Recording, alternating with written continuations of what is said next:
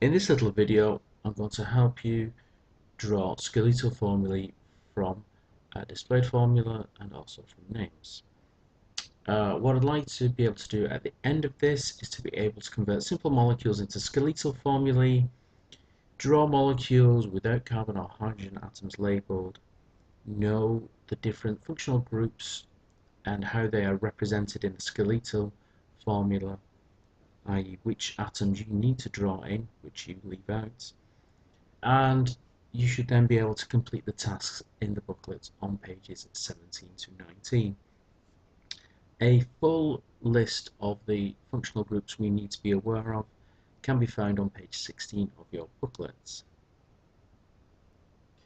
Displayed formulae, such as this one for butane here, are very useful things to have because it shows all the atoms and all the bonds.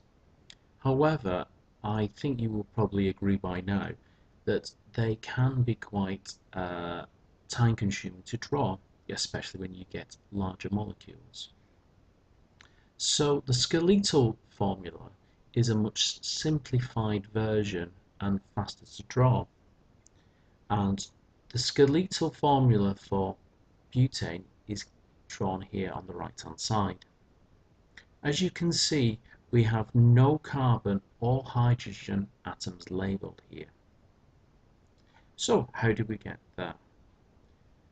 Well, the first thing we did is that we took the butane and we've drawn it showing or trying to show the tetrahedral shape around each carbon atom. So remembering that carbon is in group 4, therefore it has 4 bonding pairs of electrons around itself, therefore it will adopt a tetrahedral shape with a bond angle of 109.5 degrees.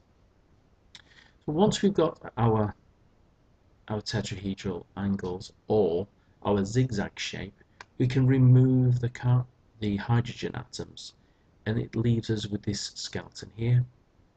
And then if we remove all the carbon atoms, we are left with just this stick representation. Note that the end of a line represents a CH3, such as here, and where two lines join, that represents a carbon with 2 hydrogens. So that's the basics. Now we're going to go through each individual functional group in turn and show how we can draw these. So we've just seen butane, and the way we can just draw this just by simply drawing some straight lines together like so. Okay, when it comes to a branch chain alkane, we do the same. And then our branch is on carbon number 2, so this is carbon number 1, this is carbon number 2, and there we have our 2-methyl butane. So now it's your turn. Pause the video and try to draw pentane and 2-methyl propane in skeletal form. And hopefully you will have got these two structures. If not, pause the video and try and identify why not. Next is a special kind of alkane, a special group called the cycloalkanes. And so here we've got cyclopropane, there's 3 carbons, it's the longest chain, and cyclohexane. And quite simply, to draw these, we just draw our our bonds, leaving our atoms out to give us our triangle shape for cyclopropane, and for hexane, cyclohexane, we just try our best to draw a hexagon shape. Again, remembering that each point on the ring represents a carbon with 2 hydrogens bonded to it. So again, it's your turn. Pause the video and try to draw cyclopentane and cyclobutane. And hopefully these are the two pictures you got. Now we're on to alkenes, and again, as with the alkanes, we do not show any carbon or hydrogen atoms, and we represent our carbon-carbon double bond with two parallel lines. So butene is our first molecule, should I say but1ene, so we would draw that.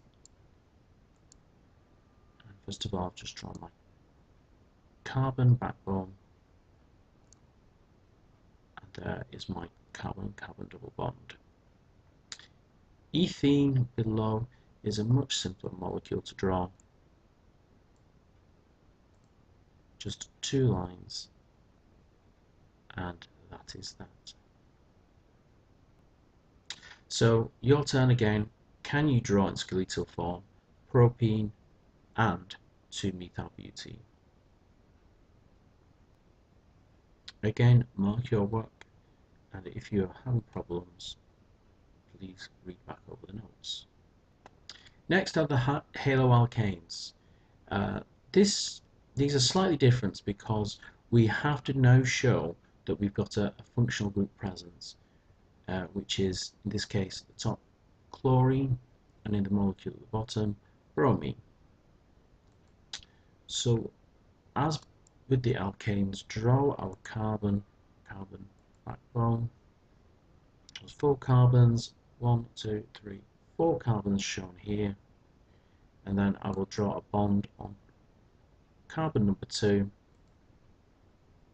and then label my atom to show that I've got 2-chlorobutane. Similarly, the molecule below, draw my carbon-carbon backbone,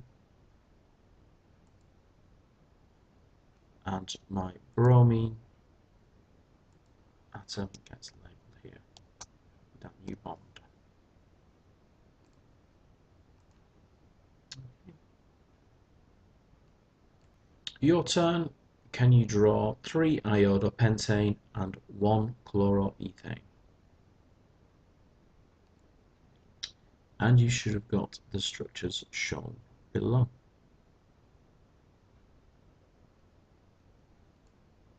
Alcohols are a slightly more tricky proposition because now we've got an oxygen and a hydrogen as part of our functional group, and so we must show both of these.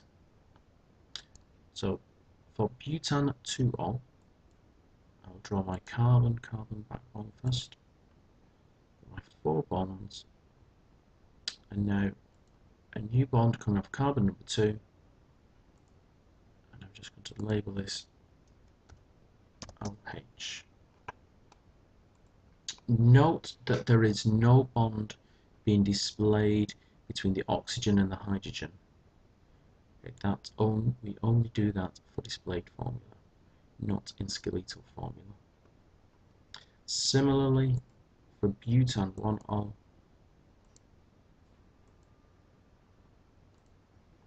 my carbon backbone, then I put on my bond, go into my OH group,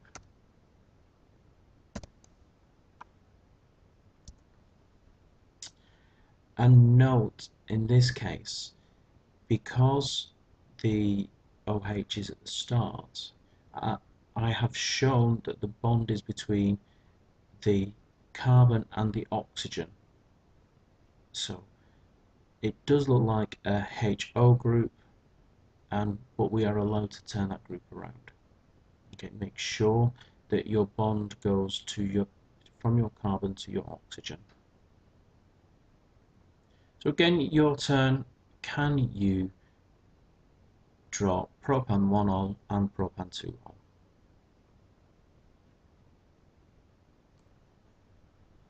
Again, take note that the bond goes from the carbon to the oxygen, and there is no bond being displayed between the oxygen and the hydrogen.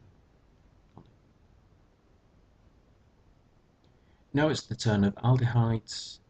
Again, we've got an oxygen as part of our functional group, so we must draw this atom in. Whilst we include the hydrogen in the functional group, because this hydrogen is bonded to a carbon, we do not actually show it. So ethanol looks like this. So you have two carbons, and then draw a bond and two bonds to represent my double bond.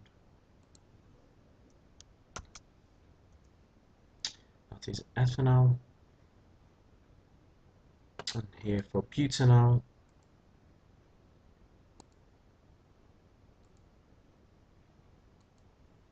my 4-carbon chain.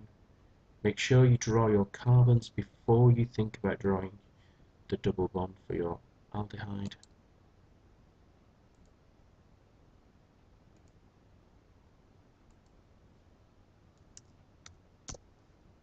And again, check that you've got the right number of carbons, because that's a typical mistake to make. 1, 2, 3, 4 carbons. So we've got butanol. So your turn, can you draw propanol and pentanol in skeletal form?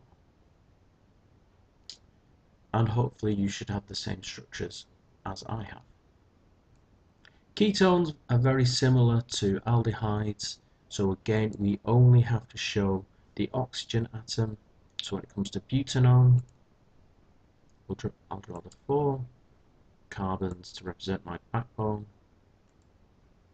draw the double bond going from the carbon, and then put in my oxygen atom. And again, similar situation when it comes to pentan 3O. This is carbon number 3, double bond, oxygen. So your turn, can you draw pentan 2O and propanol? Check your structures carefully, see that they match. Carboxylic acids follow the same principles, so using carbon oxygen double bond and an OH for the functional group, and so we omit the carbon in this functional group and just show the 2 oxygens and the hydrogen. So for the pentanoic acid,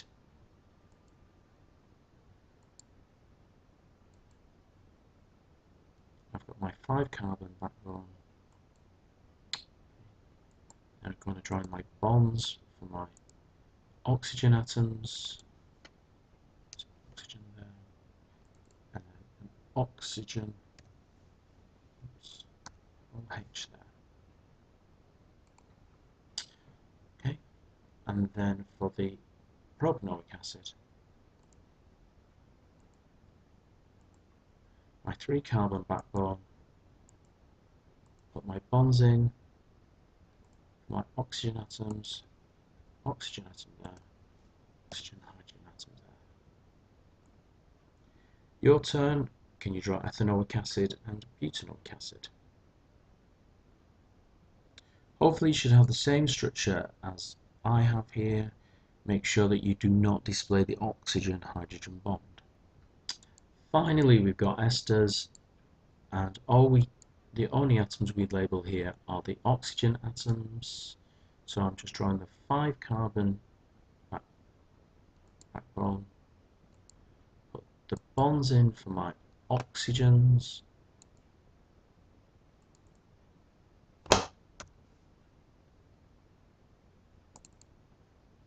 and then I will label my alkyl group. Here is the skeletal formula for the ethyl propanoate. So it's your turn now to try to draw ethyl ethanoate and methyl butanoate, and I hope you have the same structures